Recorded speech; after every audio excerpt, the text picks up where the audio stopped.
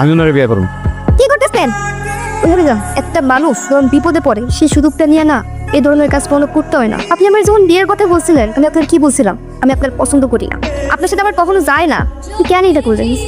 কেন করলেন? আমি বলছিলাম আবার বিয়ে করে সেই সুযোগটার কাজে লাগাইছেন না। ভুল বুঝতেছ। এটা ঠিক আছে, আমি তোমার খুব পছন্দ করি, এই জন্য আমার চোখের সামনে তো তুমি ছোট হইতেছিল, তোমার পরিবার ছোট হইতেছিল, চার দিয়ে কত মানুষ কি নাকি বিপদ হয়ে যায়। বিপদ থেকে উদ্ধার করার জন্য আমি কইছি যে আমি বিয়ে করুম। আমি বিয়ে করতে চাইছি আপনারে? আমার বাপের মুহের দিকে তাকে আমার বিয়ে করতে হইছে, সমাজের দিকে তাকে আমার বিয়ে করতে হইছে। আমার বাপ জোর করে আপনার সাথে আমার বিয়ে আছে। আমি তো বিয়ে করতে চাই না। আসলেন আমি পড়াশোনা করতেছি, পড়াশোনা শেষ করে আমি যখন চাকরি পাবো আপনি আমার তালাক দিন।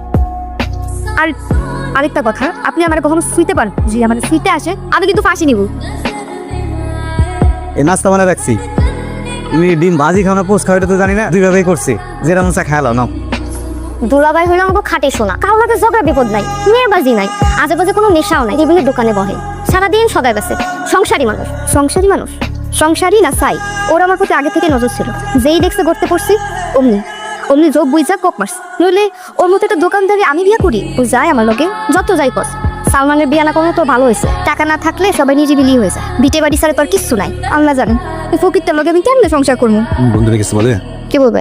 এই যে বিয়ে শাদী করছো, বিয়ের পর তো অনেক কিছু জানতে চায়, আগ্রহ থাকে, আমার ব্যাপারে কিছু জিজ্ঞাসা কেন? আমাদের মাঝে কিছু আছে যে জানতে চাইবে? আপনার ব্যাপারে কি কথা বললে আমার পছন্দ হয় না, এই জন্য বলো না। পড়াশোনা চলতেছে ঠিক মতো? পরীক্ষার ডেট দিছে?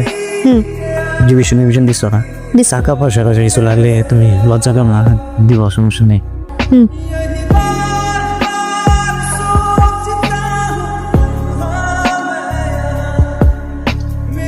এই যে শোনেন, আমি সিদ্ধান্ত নিচ্ছি আমি ঢাকা গিয়ে পরীক্ষা দিব। ঢাকায় পরীক্ষা দিতে বলি লেগে? তুমি স্কুল করছো এই জায়গায়, কলেজ করছো এই জায়গায়, এখানকার ভার্সিটিতে পড়ো না? আমি ঢাকায় পরীক্ষা দিব। আচ্ছা ঠিক আছে, বুঝলাম। ধরো ঢাকা তুমি গেলা, আমার তো কাম করছো ওই জায়গায় না, কোন দেখাশোনা করবো কে? আপনাকে আমি আগেই বলছিলাম আমি আমার ইচ্ছা মতো পড়াশোনা করবো। আপনি যদি না পারেন আমার তালাক দেন, আমি জায়গা, আমি তো আপনার জন্য আমার পড়াশোনা ছাড়তে পারবো না। আমি ঢাকায় পরীক্ষা দিলেন। ওই কথায় কথায় তালাকের কথা বললাম। ঠিক আছে, দিবা ঢাকায় পরীক্ষা। কানতে চোখে লেগে ওই নাই আমার, এটা বুঝছি হয় নাই, তাহলে কানতে হইব, কিন্তু তো কোনো ব্যাপার না। আমার আর ঢাকায় পড়া হয়েছে না। না হলে না হয়েছি, কানতে হইব কি লিগে? কত স্বপ্ন ছিল পড়াশোনা শেষ করে ভালো একটা চাকরি করবো, আমার কোনো ইচ্ছাই করলো না। কিছু হইব না, বাড়িতে গিয়ে সুন্দর করে পড়ালেখা করে ভালো চাকরি পাবা, মানুষের পাই তো ভালো চাকরি। আমার আর ঢাকায় পড়া হইলো না, আমি আর পড়াশোনা করবো না।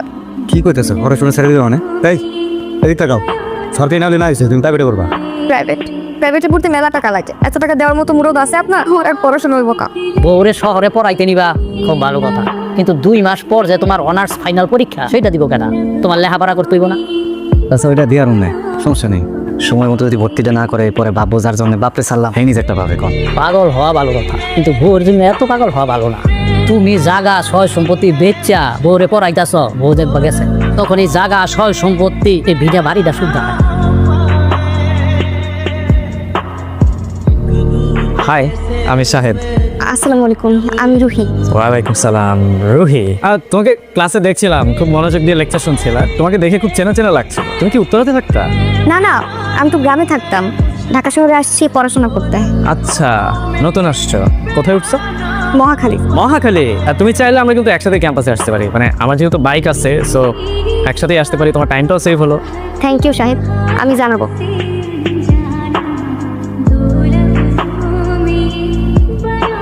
আপনার আমি কইছি আপনি আমার ভার্সিটিতে আসবেন না, আপনি কেন আইছেন? আমি করে না সেমিস্টার ফ্রি দিতে হইব, আমি তো টাকা পয়সা আজকে আমার লগে দিতে পারি নাই, হবে লইছি টাকা। আছেন দেন, পুরোটা আছে, পুরোটা আছে। কইনা নিতে হইব না? না চিন্তা আর করবো না, একটা সেমিস্টারে টাকা তো ঠিক মতো দিতে পারি, এর পিছায় আমার করে দিতে হয়। এমন একটা মানুষের বিয়ে করছি যার নুন আনতে পানতে ফোড়ায়। উনি কি এত রিলেটিভ না, পরিচিত। কি দেখো এমন করে? কি বলছো না? না বুঝি না, বুঝাই বলো। রোহি, I love you. I really don't know how to explain, but I really love you, bro.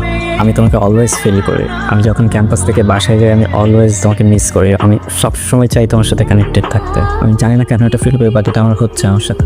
I love you, রোহি। আমি তোমাকে বিয়ে করতে চাই রোহি। আমি চাই সবসময় তুমি আমার পাশে থাকো। আমি এক মুহূর্তের জন্য চাই না তুমি আমার পাশ থেকে যাও। Is it possible রোহি?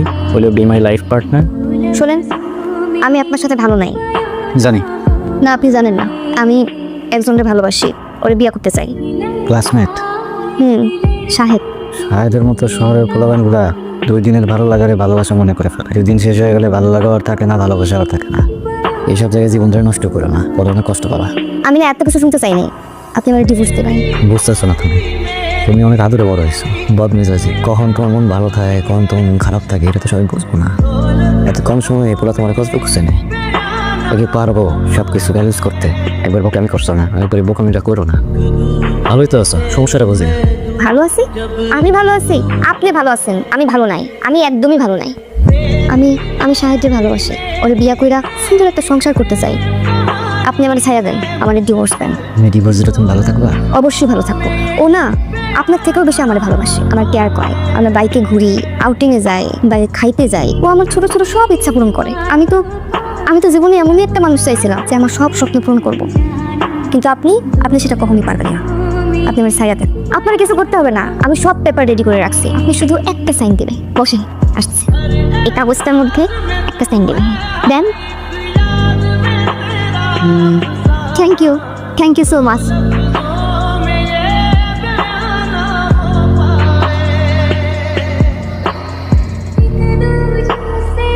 আরে ম্যান, তুমি তো লাভ দিয়ে মরে যাবে, বেঁচে যাবে, কিন্তু তোমার বাবা মা ভাই বোন তাদের কি? তারা তো সারা জীবন তোমাকে মনে রাখবে, তাদের কথা তুমি একবারও ভাববে না। You coward.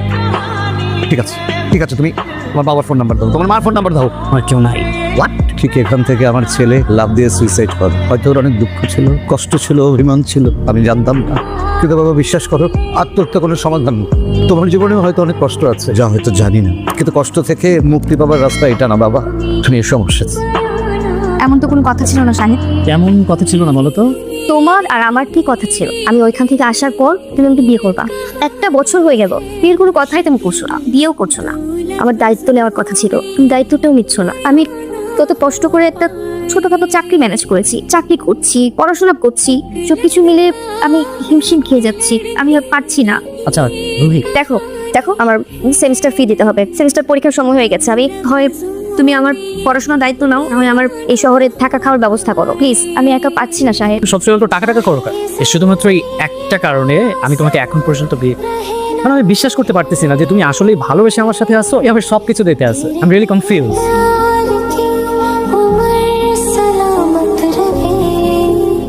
আজকে আমি তোমাদের একটা খুবই গুরুত্বপূর্ণ টপিক নিয়ে আলোচনা করব। তুমি স্যার।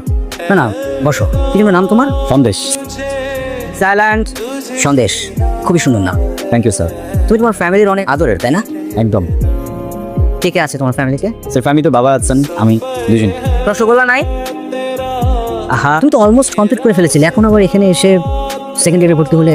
স্যার খাল কেটে কুমির না তো মানুষেরই স্বভাব, এমন একটা স্বভাব আমার আছে। কুমির চলে আসে, আমার লেখাপড়াটা আর হয়নি, কিন্তু আবার শুরু করবে। Okay good. শাহেদ, তোমাকে কোনোভাবেই ফোনে পাচ্ছি না। আমার আগামীকাল সেমিস্টার ফি জমা দেওয়ার লাস্ট ডেট। আমি এইবার যদি সেমিস্টার ফি জমা দিতে না পারি, আমি হয়তো পরীক্ষা দিতে পারবো না, হয়তো আমাকে ভার্সিটি থেকে বের করে দিবে। আমার কাছে হাত খরচের টাকাটাও নেই। তুমি প্লিজ কিছু একটা করো, এবার আমাকে একটু কল দাও প্লিজ। স্যার প্লিজ, স্যার এবারের মতো একটা শেষ সুযোগ দেন স্যার প্লিজ। কতগুলো রিটেক আছে তোমার মাথায় আছে? লেখাপড়াটা ঠিক মতো করো, ব্যাপারটাকে একটু ভালোভাবে ডিল করো। এবারের মতো তোমার সেমিস্টার ফি সাবের কল্যাণ ট্রাস্ট থেকে অ্যাডজাস্ট করা হয়ে যায়। আর তুমি তো জানোই অসচ্ছল এবং চাকুরিজীবী স্টুডেন্টদেরকে সাবের কল্যাণ ট্রাস্ট হেল্প করে থাকে। Sir thank you. তো এটা কিন্তু তোমার শেষ চান্স, ঠিক মতো লেখাপড়া করো। হ্যালো হ্যালো, আচ্ছা, তুমি ফোন ধরো না কেন? এই একটু ব্যস্ত ছিলাম, বাসায় আছি। বিজি না? আমি তোমার বাসায় উঠতেছি। বাসায় উঠতেছো মানে? আমি আসলে সাহেবের ফ্রেন্ড না, গার্লফ্রেন্ড। ও আমাকে লাস্ট 1 বছর যাবত বিয়ের কথা বলে ঘোরাচ্ছে, বিয়ে করছে। ইভেন 7 দিন যাবত আমি তাকে কোনো ফোনে পাচ্ছি না, সে আমার সাথে দেখা করছে না। আপনার সাথে এসে ডিরেক্ট কথা বলি, সবকিছু ফয়সালা আপনার সামনে হোক। আপনি সাহেবকে একটু ডাকুন। শাহেদ, শাহেদ, আমি এসব কি শুনছি? বাবা করলাম, আমি সব এক্সপ্লেন করি।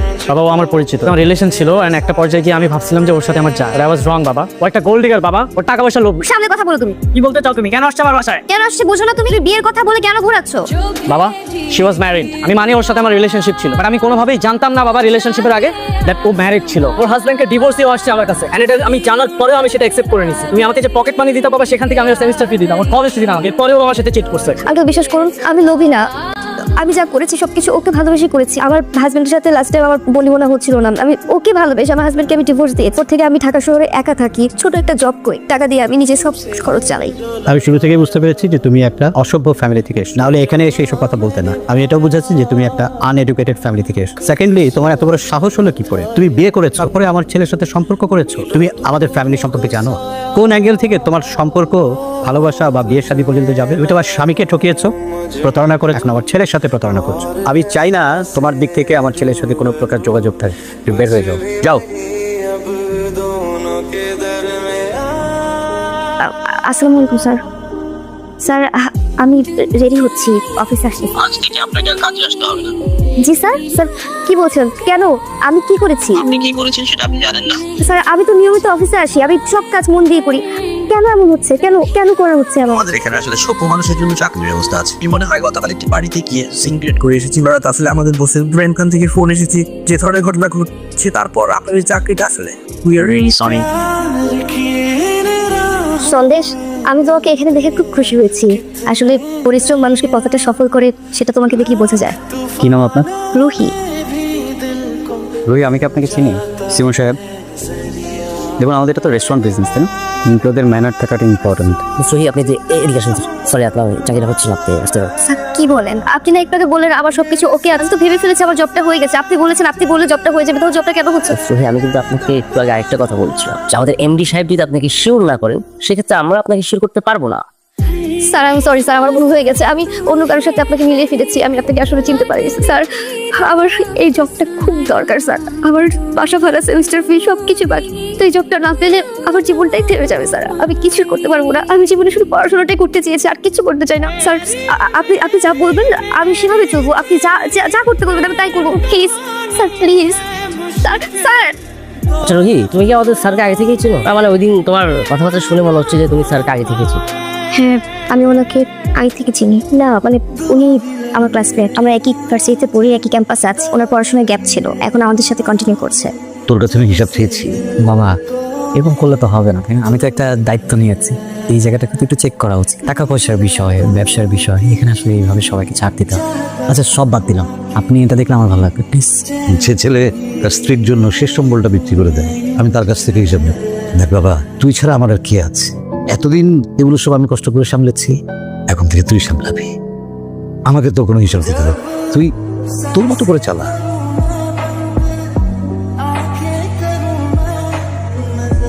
আঙ্কেল, আমি অনেক বড় ভুল করেছি। সন্দেশের মতো ছেলেকে আসলে আমি দূরে ছেড়ে দিয়েছি, অবহেলা করেছি, কাজটা ঠিক করিনি।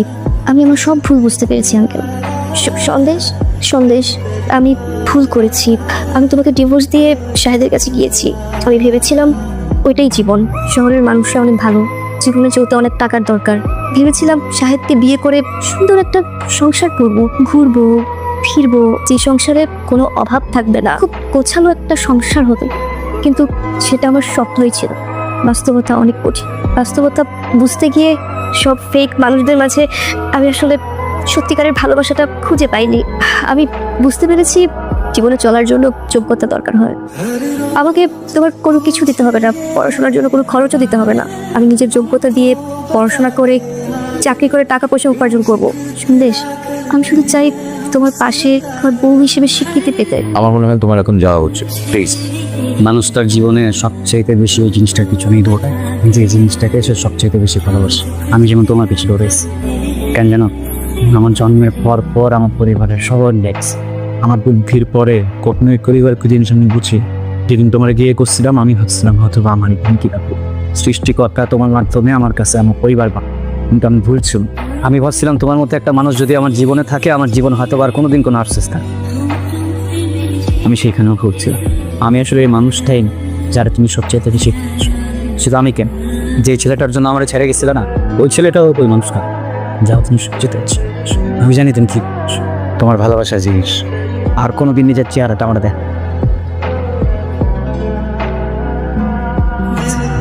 আমি জানি না তো আজকে যে কথাগুলো বলছে সেটা আসলেই মন থেকে বলছে কিনা, কিন্তু আমার মন বিশ্বাস করতে চাই ও আজকে আসলে আমার কাছেই আসছিল। আমার মন বিশ্বাস করতে চায় ও আমার টাকা কেন, আমার এই ভালোবাসছিল।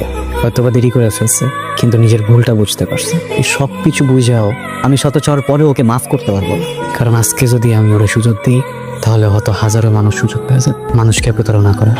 পৃথিবীতে সব কিছুর মাগো, কোনোদিন প্রতারণার